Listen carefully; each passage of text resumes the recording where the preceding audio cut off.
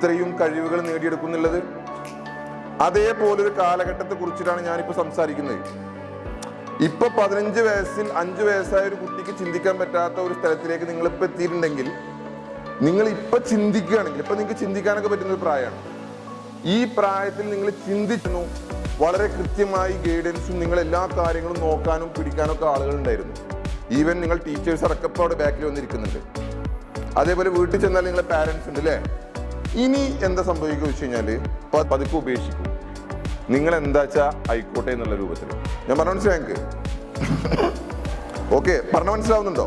അതായത് ടീച്ചേഴ്സ് ഒരു +2 തലത്തിൽ വരുമ്പോൾ ടീച്ചേഴ്സ് ഇങ്ങനെ പിന്നാലെ നടക്കൊന്നുമില്ല. അവിടെ കൺട്രോൾ ഉണ്ടാവുക നിങ്ങൾക്കാണ്. നിങ്ങളെ കൺട്രോൾ ഉണ്ടാവുക. നിങ്ങൾ പ്രീവിയസ് ക്വസ്റ്റ്യൻ പേപ്പർ എടുത്ത് മാത്രം പഠിച്ചാൽ മതി. മനസ്സിലായില്ലേ?